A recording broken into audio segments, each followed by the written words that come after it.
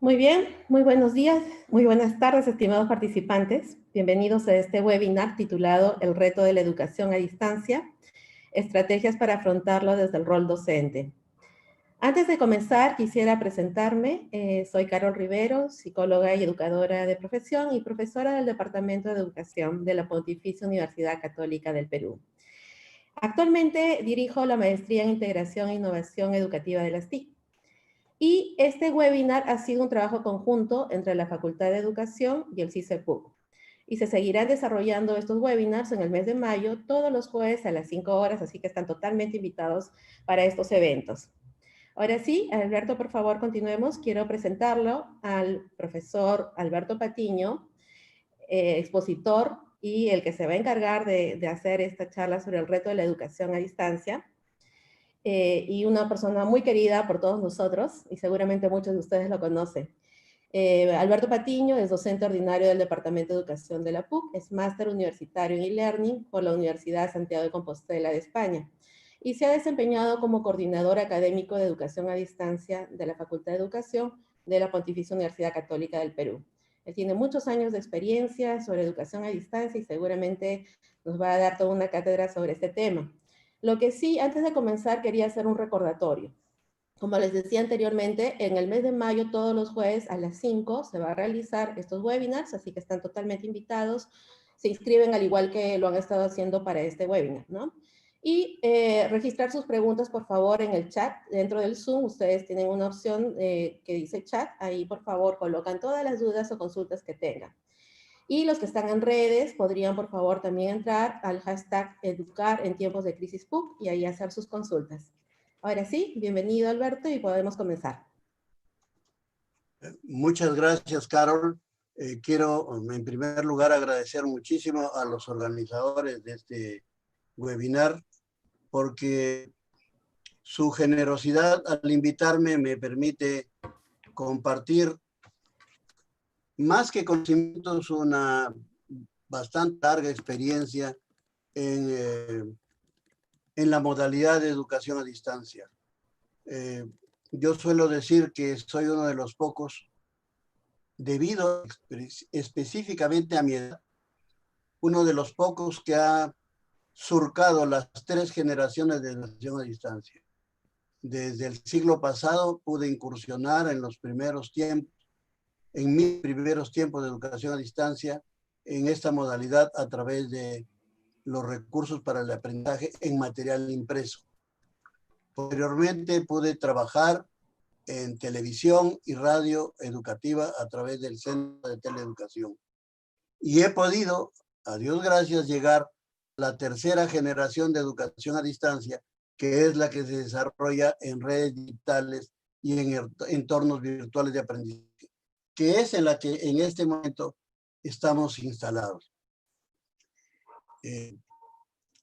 Quisiera empezar por algo que aparentemente es muy sencillo, pero que no lo es tanto y que creo que es necesario, que es una definición de lo que es la modalidad de educación a distancia.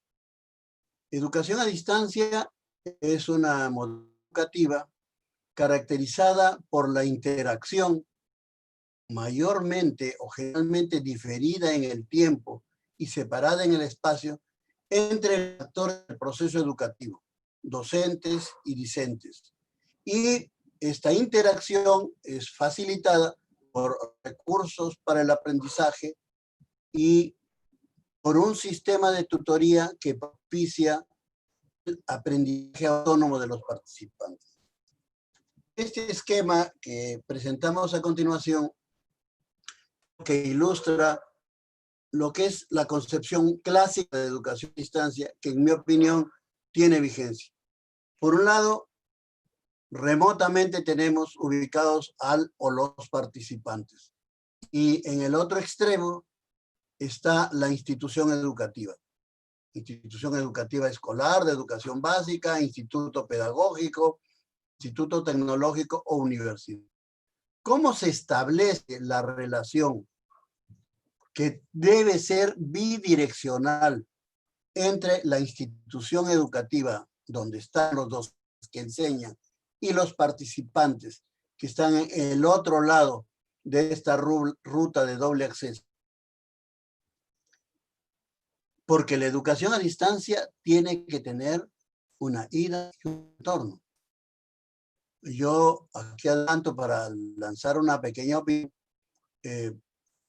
Valoro muchísimo el esfuerzo que en este momento está haciendo el Ministerio de Educación a través de Aprendo en Casa. Pero Aprendo en Casa ha empezado por las circunstancias difíciles, siendo una educación a distancia unidireccional, básicamente. Es multiplataforma, se transmite por televisión, por radio y a través de la web o de plataformas de interaprendizaje. Pero no ha existido todavía, pese al esfuerzo que están haciendo los profesores, se está construyendo recién la interacción en la institución y los participantes que aprenden. Esta interacción clásicamente se ha realizado primero a través de los recursos para el aprendizaje. Y por supuesto, esos recursos están portados por diversos instrumentos de educación, por diversas tecnologías. Esas tecnologías también, en mi opinión, clasifican las 3 generaciones de educación a distancia. Los recursos para aprendizaje que permiten la interacción de profesores y participantes, docentes y discentes, son en primer lugar, han sido y son el material impreso. El material impreso en el pasado, en los orígenes de la educación a distancia, tuvo un carácter interactivo. Recuerden ustedes los famosos módulos de autoaprendizaje, que eran materiales minuciosamente diseñados y desarrollados para que cumplan requisito que uno de los grandes teóricos de la educación a distancia le atribuyó, que es la educación a distancia debe ser una conversación didáctica guiada. Eso eran los materiales impresos, los módulos instructivos de los orígenes de la educación a distancia. También puede ser la radio y la televisión u otros medios. Cuando se produjo la emergencia en nuestro país, varios especialistas o aficionados fuimos convocados por el Ministerio de Educación.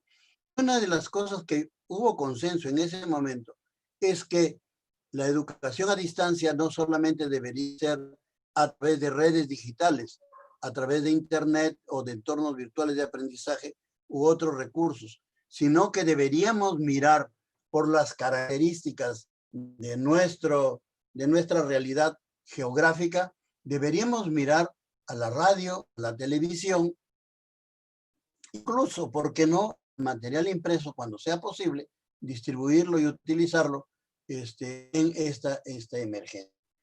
Y por último tenemos redes digitales, multimedia, entornos virtuales. En estos 3 tipos de recursos están básicamente resumidos todos los recursos para el aprendizaje usados históricamente en la educación a distancia. El primer pilar entonces de la interacción de la institución educativa que enseña y los participantes que aprenden son los recursos para el aprendizaje. Pero hay otro gran pilar que es la tutoría. Se supone que los participantes aprenden a través de los recursos para el aprendizaje, pero los participantes tienen dudas, tienen necesidad de evaluarse, tienen necesidad de recibir orientación, tienen necesidad de formarse hábitos de estudio, tienen necesidad de que se absuelvan sus dudas o de asesoría para realizar su trabajo. La tutoría ahí juega un papel fundamental. Es el rostro humano de la interacción entre los participantes. Aquí aprovecho para decir que, por ejemplo, la diseminación o la distribución de los recursos para el aprendizaje puede ser masiva. Podemos diseñar un aula virtual modelo, por ejemplo, y multiplicarla por 1000, tener 1000 aulas. Y los recursos son básicamente los mismos o similares, conversaciones que se pueden hacer a nivel regional o local. Pero la tutoría no puede ser masiva. La tutoría podría ser de un tutor con 30, 35 participantes a tener una interacción mucho más detenida. Ese es uno de los retos de la educación a distancia. Todo este sistema está orientado al proceso formativo autónomo de los participantes. Viejos maestros, entre ellos Lorenzo García Aretio de Bonet de España, o Domingo Gallego, y otros, me enseñaron que sin autoaprendizaje no hay educación a distancia. Entonces, una de las primeras competencias que hay que trabajar en un sistema de educación a distancia es la metodología y los hábitos de estudio independiente, de estudio autónomo de los participantes. Algunas características de la educación a distancia, brevemente, porque ya las he resumido en la diapositiva anterior. Debe haber un vínculo bidireccional profesor-estudiante. El vínculo tiene que ser bidireccional. Cuando hay, lo que clásicamente se ha establecido es que puede haber una educación a distancia supletoria que reemplaza la presencial, por eso es supletoria, complementaria que complementa la formación presencial. Hay en muchas instituciones educativas y universidades educación a distancia complementaria. Y hay educación a distancia de extensión. Esa de extensión se hace básicamente por los medios sociales de comunicación, por la radio, la televisión, y no necesariamente tiene un público matriculado, ni hay una interacción. La auténtica educación a distancia, para que lo sea, tiene que ser bidireccional, tiene que haber una interacción discente-docente. La otra característica de los recursos para el aprendizaje que debo remarcar, deberían estar a disposición del participante las 24 horas del día durante los 7 días de la semana. Eso es bien importante. Es muy difícil, por eso, hacer educación a distancia solamente con recursos o medios sincrónicos.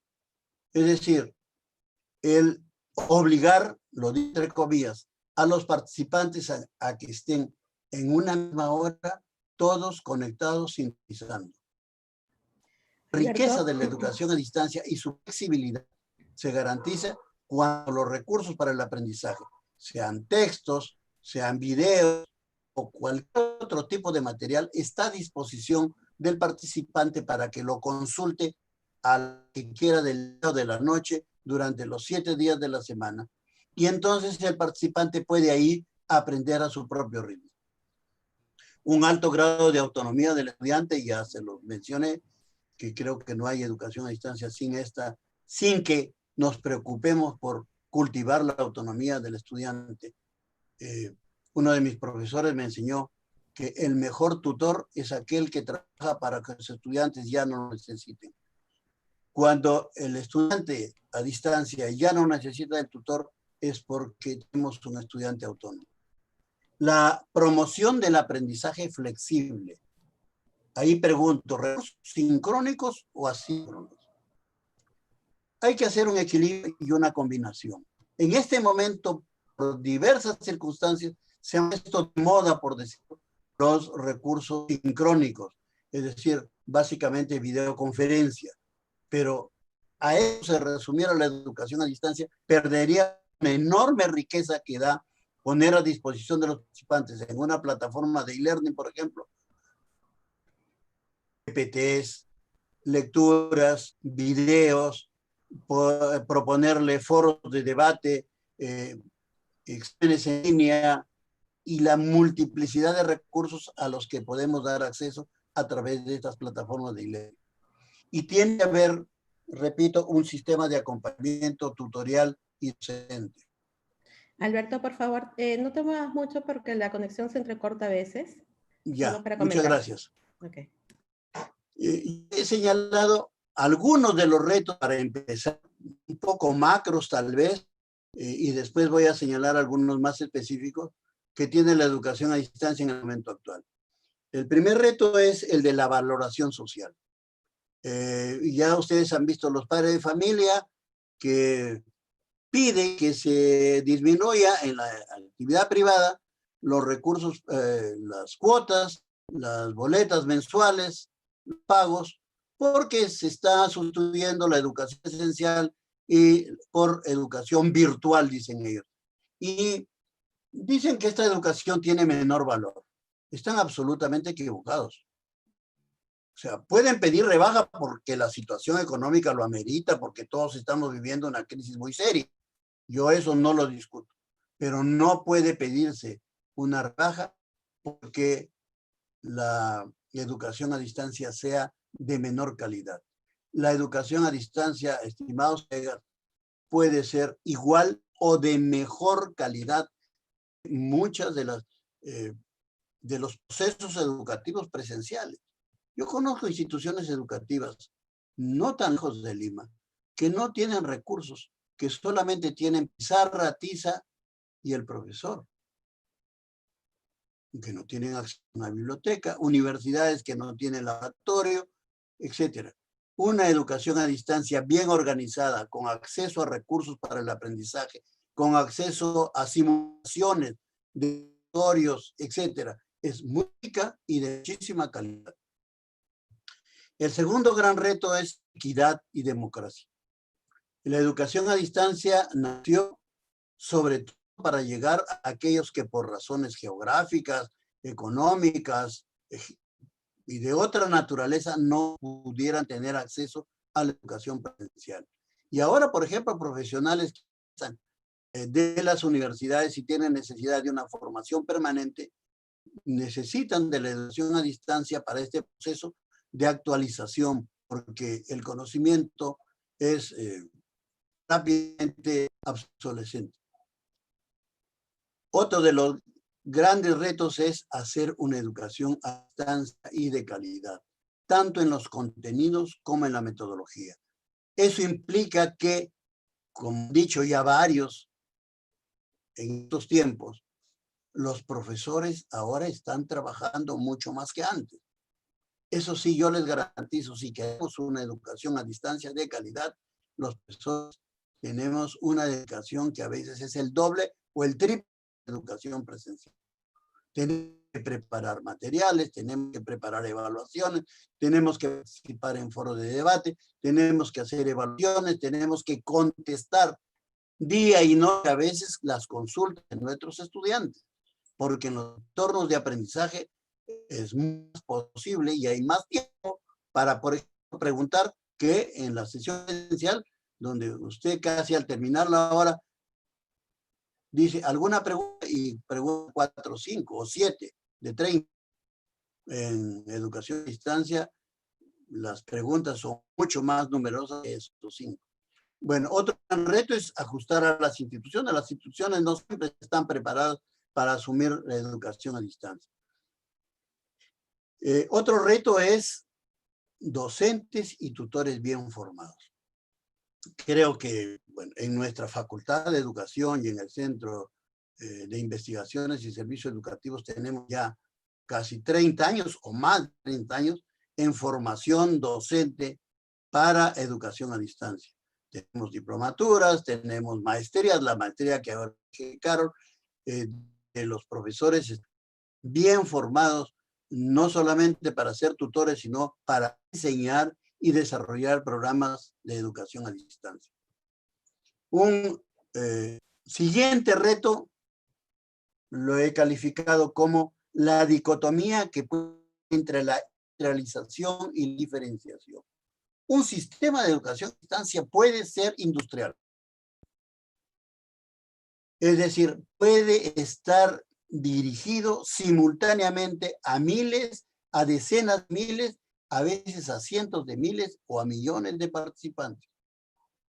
Y entonces hay un proceso de mecanización que va desde la inscripción online, diseño y desarrollo de las aulas virtuales y su multiplicación en las plataformas de e-learning, que son procesos totalmente mecanizados y de excelente calidad.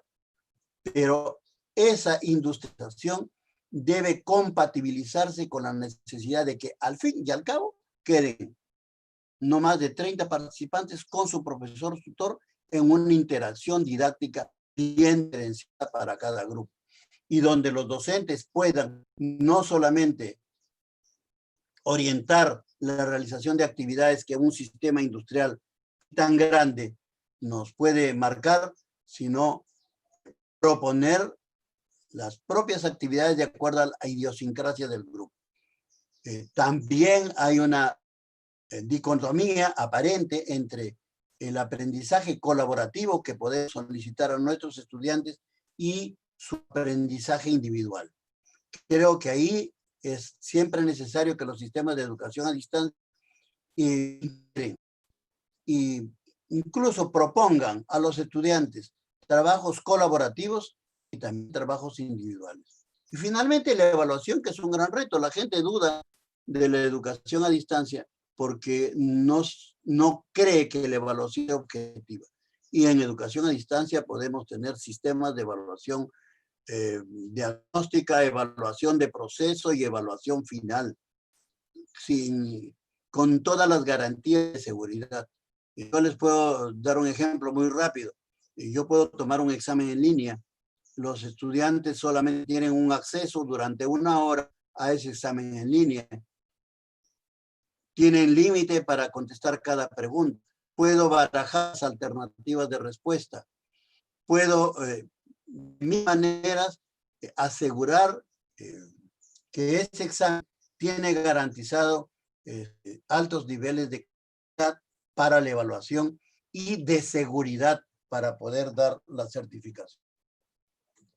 Bueno, rápidamente quiero decirles que no es exacto que cuando hablamos de entornos virtuales de aprendizaje o cuando alguien nos dice educación a distancia, en nuestra cabeza está entornos virtuales. Los entornos virtuales son, en la mayoría de conjuntos, la intersección o pueden estar en la intersección entre la modalidad presencial y la modalidad a distancia. Compartimos. Hay instituciones presenciales que trabajan como complemento con entornos virtuales y la modalidad a distancia también puede trabajar en entornos virtuales de aprendizaje que no son los únicos. Por la naturaleza de nuestro país, aquí en la Facultad de Educación, durante mucho tiempo mantuvimos el uso del material impreso, porque sabíamos que nuestros participantes, sobre todo nuestros maestros, vivían en zonas a veces muy alejadas y remotas y no había la conectividad garantizada y podíamos enviarle su material impreso a través del courier. O podemos utilizar radio y televisión de acuerdo a la naturaleza y a la cultura de nuestro país. Claro, así será la educación de élite en el futuro, según Harvard Business School. Ahí tenemos un profesor en una videoconferencia trabajando con sus alumnos remotos de entero. Ese es uno de los retos que tenemos nosotros. Creo yo, el otro día me pidieron mi opinión acerca de la famosa tablet y yo creo que para evitar los fracasos anteriores, de años anteriores, en que se introdujeron equipos y conectividad sin criterio pedagógico, una de las aspectos positivos que tiene la tablet, en primer lugar, es que efectivamente puede contribuir a cerrar la brecha digital. Es decir, hay en este momento estudiantes y familias que no tienen acceso a internet y no tienen el equipo ni la conectividad. La tablet puede servir, pero va a ser más si tenemos claramente establecido un modelo pedagógico y si damos protagonismo a los profesores. O sea, si los profesores tienen también tablet para intercomunicarse con sus alumnos en un entorno virtual, en un aula virtual. Pueden haber clases modelos y aulas modelos a nivel nacional o a nivel regional, pero tiene que haber, al fin y al cabo, esa interacción entre el maestro y sus alumnos. Creo que esas características de interactividad docente-alumno es la que el ministerio debe avanzar en corregir en Aprendo en Casa. Yo sé que ahora los maestros están haciendo un esfuerzo enorme, por WhatsApp están siguiéndose, los teléfonos y los WhatsApp de los padres de familia y de sus estudiantes para interactuar con ellos. Pero naturalmente no se podía hacer mucho más en una etapa de crisis. Pero en este momento tenemos que pensar no solamente en la crisis, sino en la perspectiva futura. Y creo que hay que dotar a estos sistemas de educación a distancia de herramientas que permitan la interacción. Naturalmente que con la tablet la ubicuidad del conocimiento va a poderse, por lo menos parcialmente, hacer realidad. Es decir, los estudiantes podrán aprender en cualquier momento y desde cualquier lugar, que es la perspectiva de la educación del futuro. Yo voy a pasar 2 diapositivas más del rol de docente y del docente tutor.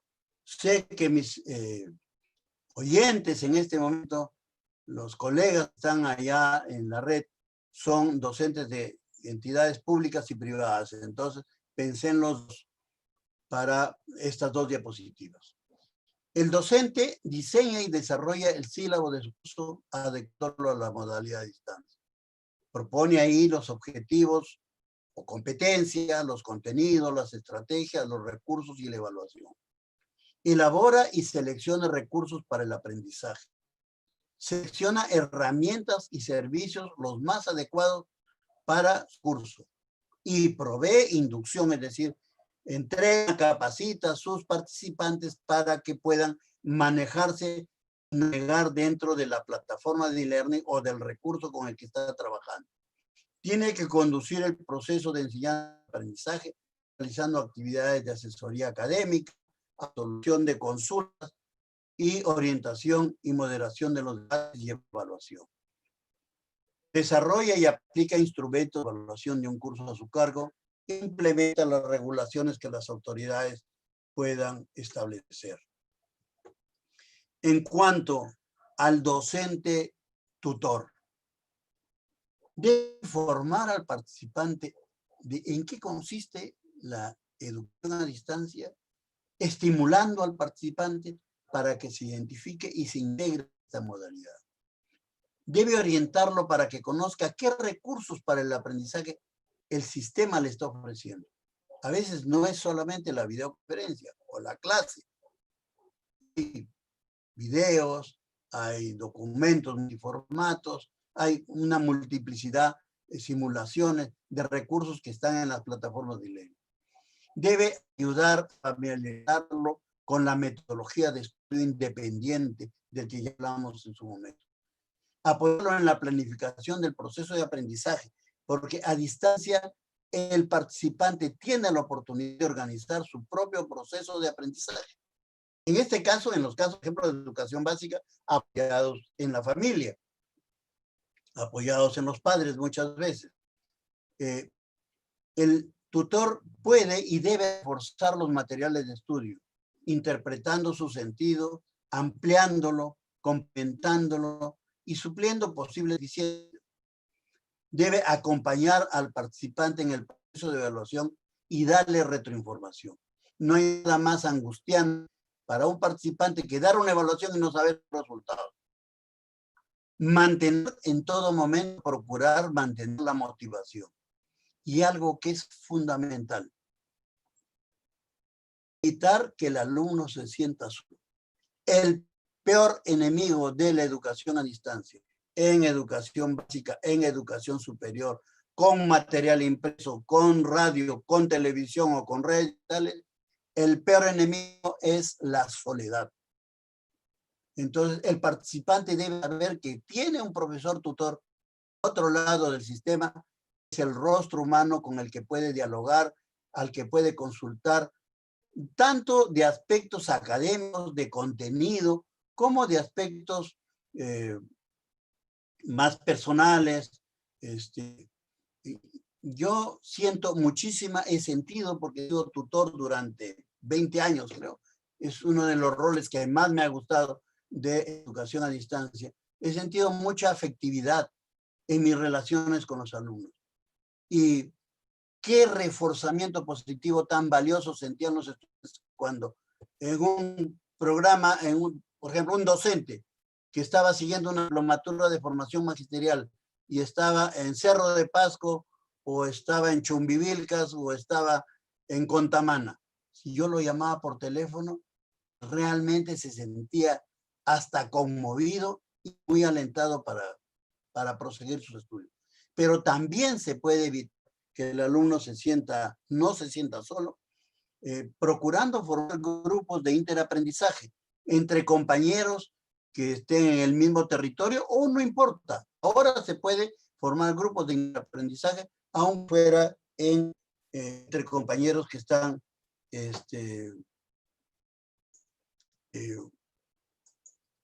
digamos, compartiendo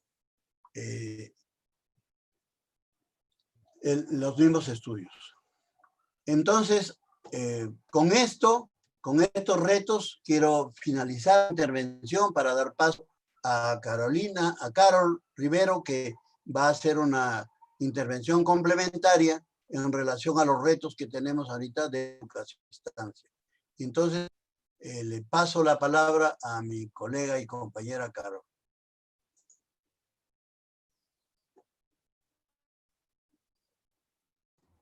Ok, muchas gracias, Alberto. De hecho, es súper interesante lo que nos has comentado y seguramente que cuando empecemos ya a ver las preguntas, nos vamos a centrar un poquito más en lo que es la educación básica, porque ya tenemos algunas consultas sobre ese punto. Y yo solamente quería complementar un poco lo que ha dicho Alberto.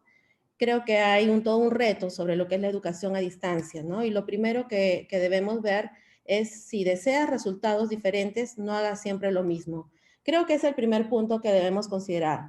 Es un reto, yo sé que es un reto el poder realizar toda una actividad en otra modalidad que no estábamos acostumbrados a hacerlo, sobre todo los de educación básica, pero sí es importante que lo tomemos en cuenta para cualquier cosa que queramos hacer, porque no podemos pensar siempre como si estuviéramos en una modalidad presencial, sino que ya tenemos que cambiar un poco el chip y trabajar como lo que sería una modalidad a distancia de lo que comentó Alberto, ¿no? Entonces, ese es el primer reto, el cambiar un poco el chip. El otro punto que debemos considerar es pensar en el público objetivo. Si estamos trabajando con niños pequeños de primaria, secundaria, jóvenes, adultos, entonces lo primero que hay que saber es el público objetivo y también el logro de aprendizaje. Siempre en esta modalidad a distancia lo que debemos tomar en cuenta son estos puntos. No es tanto lo que queremos enseñar, no es tanto la tecnología que utilicemos, eso no es el punto principal. El punto real es a qué público nos dirigimos y cómo hacemos para lograr el aprendizaje en estos alumnos. Ese es nuestro siguiente reto. Luego necesitamos planificar y desarrollar adecuadamente la sesión, y ya Alberto les ha dado toda una gama de ejemplos de cómo se podría hacer. Creo que no quiero redundar en esto, pero sí es importante que ustedes consideren esta integración tecnopedagógica, ¿no? Porque muchas veces se cree que por usar la tecnología ya estamos generando un aprendizaje y no es así. Otros tienen mucho el conocimiento del tema, pero no tienen una parte pedagógica o adecuadamente estrategias que faciliten este aprendizaje, u otros están todavía conociendo un poco la tecnología. Entonces, es importante, y los invito a todos los docentes, sobre todo educación básica, a poder desarrollar esta integración tecnopedagógica. Hay un modelo que es el TEPAC, que es muy conocido, que se ha trabajado ya muchos años y que está en constante evolución, y ahora también hay otros modelos, pero sí les quería poner como en reflexión porque es importante que manejemos estos tres puntos, ¿verdad? El poder tener un conocimiento del contenido, eso está claro, pero también tener un conocimiento pedagógico. ¿Y qué significa eso? Significa desarrollar estrategias ágiles, no las tradicionales, sino innovar un poquito y ver otras metodologías que faciliten el aprendizaje a través de esta modalidad. Y el conocimiento tecnológico. Eso no significa que tengamos que conocer todas las herramientas que van saliendo cada día, porque si no sería imposible, ¿no? Ese no es el sentido del conocimiento tecnológico. Lo que significa es que ustedes con las herramientas que tengan puedan desarrollar adecuadamente sus sesiones y generar el aprendizaje. Las herramientas están como de apoyo y lo que se quiere es que ustedes puedan trabajarlo habitualmente, que no sea algo que esté fuera de lo que se hace constantemente, sino que sea parte de nosotros. Y eso tiene que ver también con lo que es la cultura digital, y a eso es lo que apuntamos todos los que estamos trabajando en lo que es educación y tecnología. Como les comentaba también, otro punto importante es el considerar las metodologías activas. Y no estoy hablando metodologías en general que trabajamos como por ejemplo la magistral en una sesión presencial, sino metodologías que sean ágiles, que permitan, por ejemplo, la interacción. Ya Alberto nos comentaba de todo lo que son las propuestas colaborativas y está bien, ¿no? Podemos hacer proyectos también. Muchos de los colegios trabajan con proyectos de diferentes tipos y en esa medida lo estamos logrando. También tenemos la gamificación, que no es más que trabajar de manera lúdica a través de diferentes herramientas o con las estrategias adecuadas para facilitar el aprendizaje y también la evaluación. Y metodologías ágiles que últimamente van apareciendo como el flip learning o el aprendizaje invertido, bueno, que tiene ya muchos años también, pero que recién se está trabajando con más interés aquí en Perú. Tenemos también el design thinking, que tiene que ser la creación de una idea, proponer una solución a un problema y a través de diferentes etapas y procesos.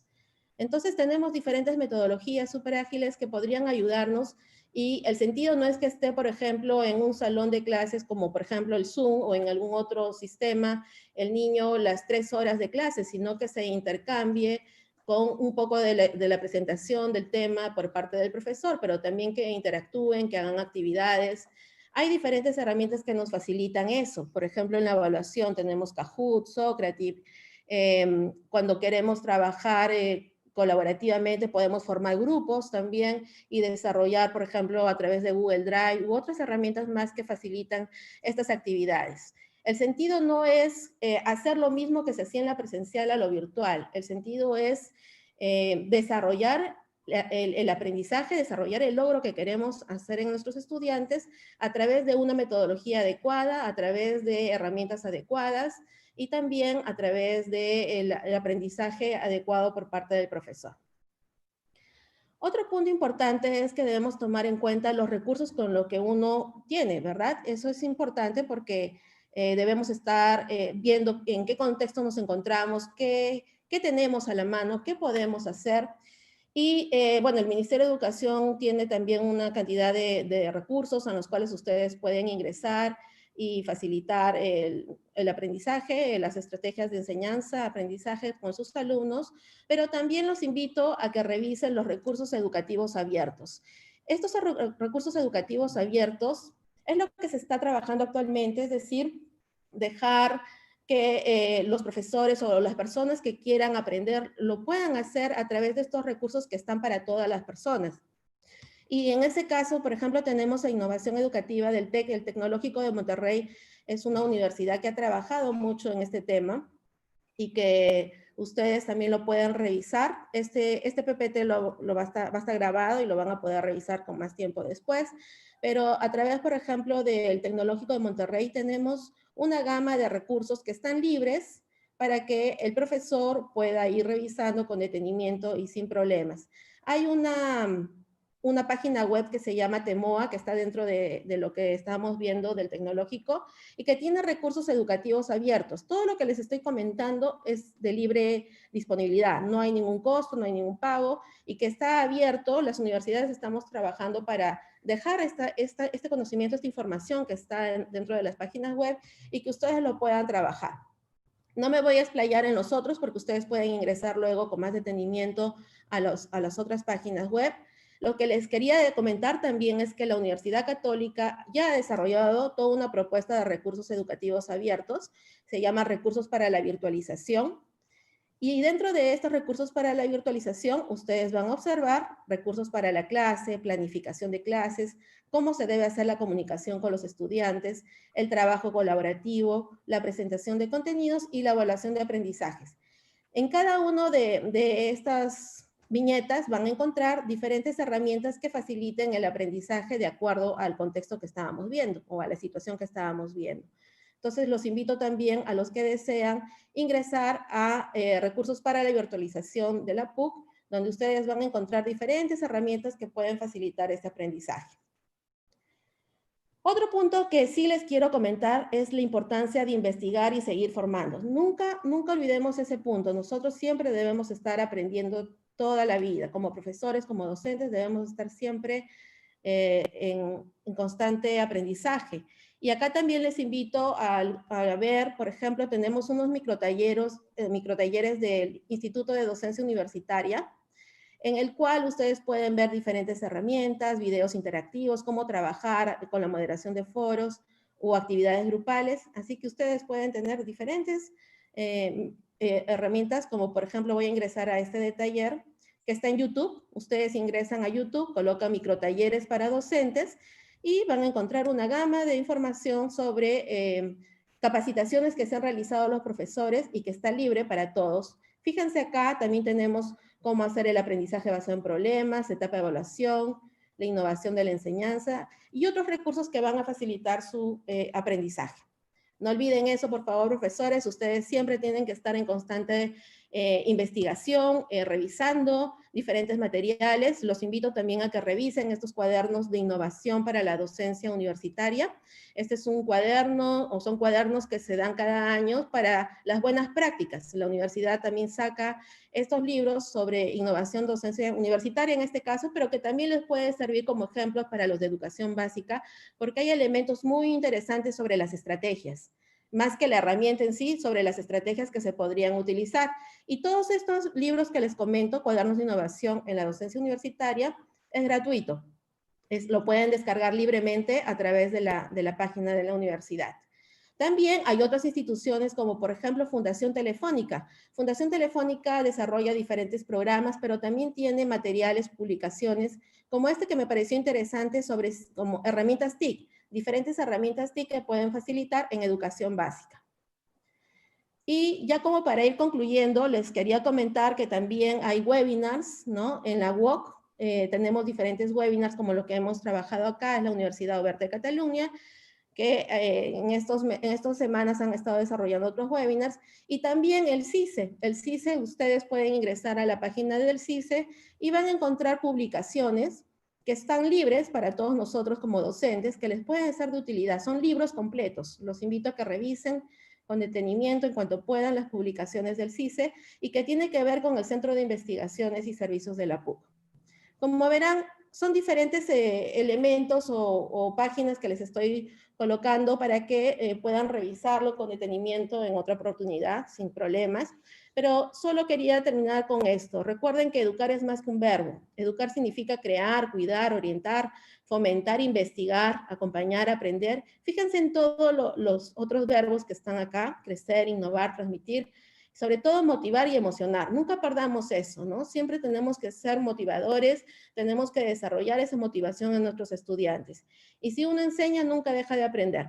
Con eso quiero terminar con esta presentación y ahora sí vamos con las preguntas. Muchas gracias y recuerden por favor que después vamos a hacer una encuesta de satisfacción y que todo este webinar va a ser colgado en las redes de FAE y CICE, ¿sí? Ahora sí, vamos a iniciar con las preguntas. Alberto, ¿estás preparado? Sí, estoy preparado para escucharlas. Muy bien, Alberto. Entonces empezamos con la primera pregunta. Dice así. A ver. Preguntan sobre la educación básica regular, sobre todo en educación inicial. Comentan si la educación básica, cómo hacer para tener una educación a distancia de calidad con los niños de educación inicial, donde la relación docente-estudiante es muy importante. ¿Qué opinas, Alberto? A ver, las experiencias que yo he tenido para educación a distancia en educación inicial, las he visto trabajar, por ejemplo, con tablets, justamente. Y yo creo que los niños desde muy pequeñitos pueden irse acostumbrando a manejar las tablets. Las tablets pueden contener software muy adecuado para los niños de corta edad. Pero sobre todo he visto programas muy valiosos para la relación docentes-padres de familia. Y creo que ahí está una de las cosas más ricas de la educación a distancia.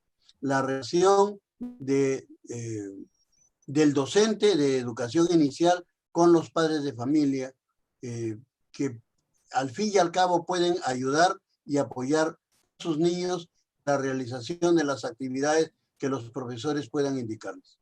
Esos dos aspectos me parece que podrían responder en alguna medida a su pregunta.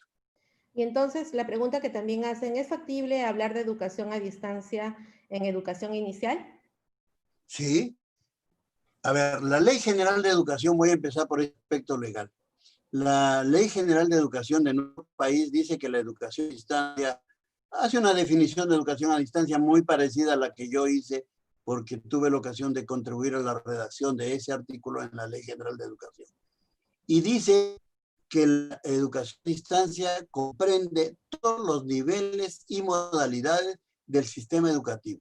Es decir, educación inicial y educación básica regular, educación básica alternativa, educación básica especial, educación para el trabajo, educación superior universitaria y no universitaria. Pero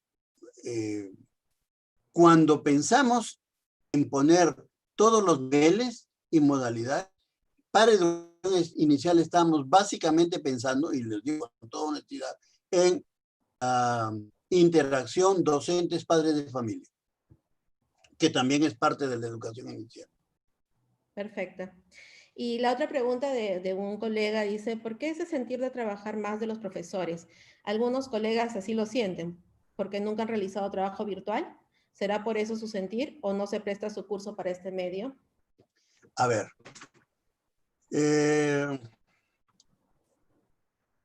la educación a distancia implica mucho más trabajo para el sistema y para el docente, sobre todo cuando recién empezamos en la modalidad de educación a distancia. Una institución que quiere educación a distancia tiene que prepararse porque el sistema de educación a distancia, una plataforma de e-learning, los recursos para el aprendizaje, tiene que tenerse, por ejemplo, vamos a decir un curso de comunicación o de matemática que tiene 20 años de aprendizaje. Hay que tener las 20 unidades de aprendizaje preparadas, o por lo menos las primeras 10 y puestas en la plataforma.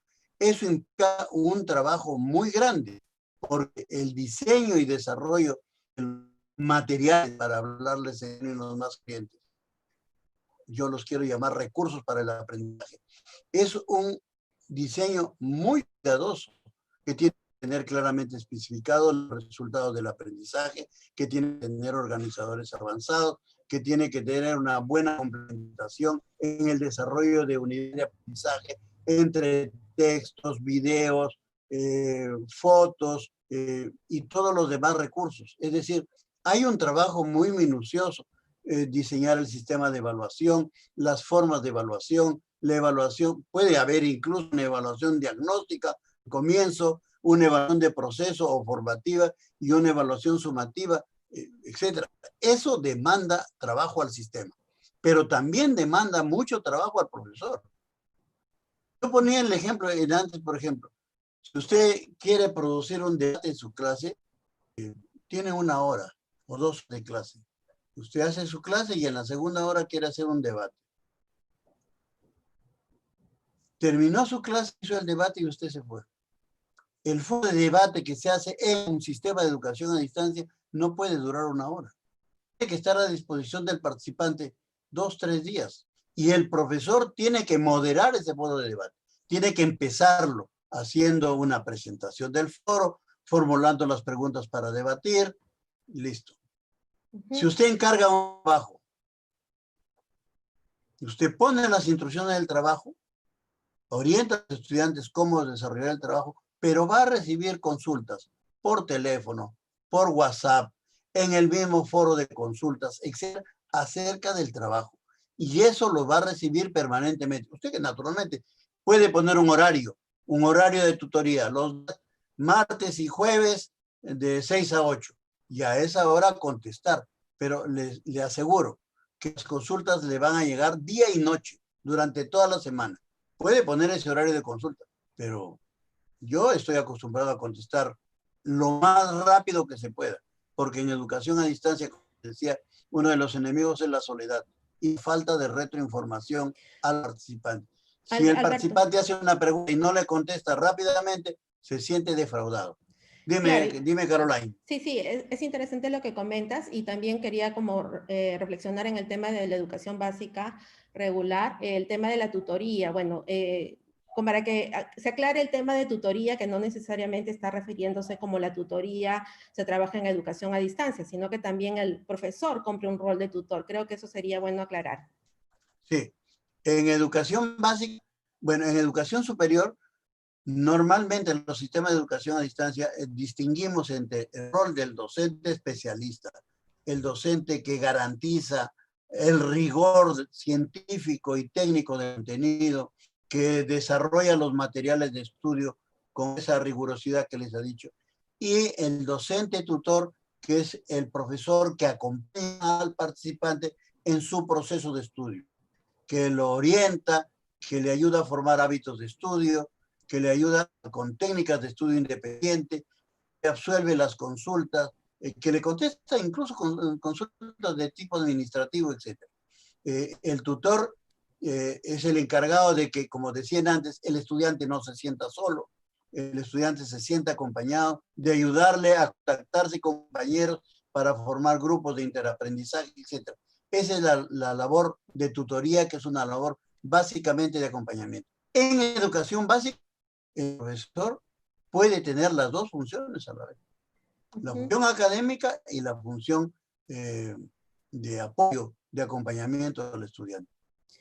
Gracias, Alberto. Yo sé que hay varias preguntas y solamente comentarles que estas preguntas vamos a tratar de responderles en su momento y enviarlos por correo también. Sí, quería comentarles de que estos recursos que ustedes han visto no solamente están enfocados para educación universitaria, sino también educación básica, porque hay recursos que se pueden trabajar en ambas bases, ¿no? Tanto en educación básica como en la universitaria. Esa era una de las consultas que tenían.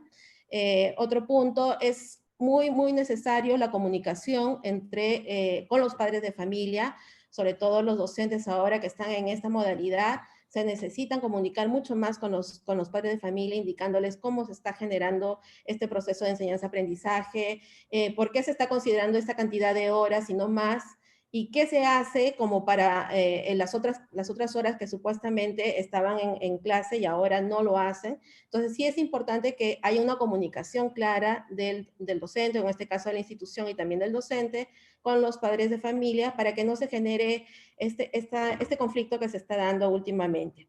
Bien, tenemos varias preguntas, pero como ustedes saben, hay que terminar en el tiempo indicado. Yo creo que ha sido súper interesante, Alberto, tus comentarios.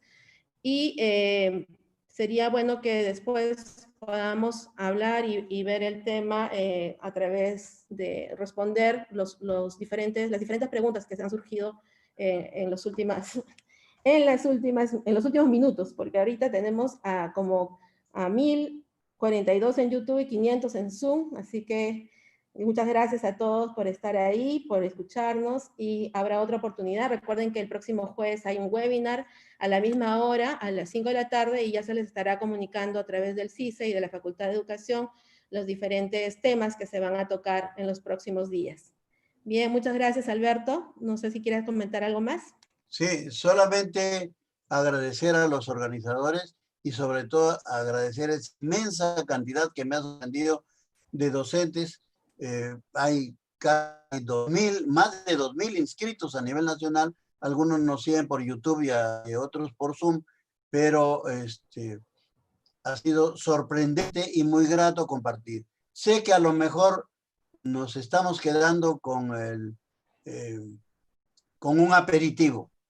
Habrá oportunidad más adelante, ojalá, para profundizar en este debate tan interesante de la modalidad de educación a distancia, que como alguien dijo, ha venido para quedarse y las circunstancias así lo están imponiendo. Muchas gracias a los organizadores y muchas gracias a los participantes. Gracias, Alberto. Y por favor, no se olviden a los que están en el Zoom de responder a una encuesta que se les va a colocar ahorita para que lo puedan hacer y podamos mejorar en nuestras próximas convocatorias y webinars. Muchas gracias y saludos a todos.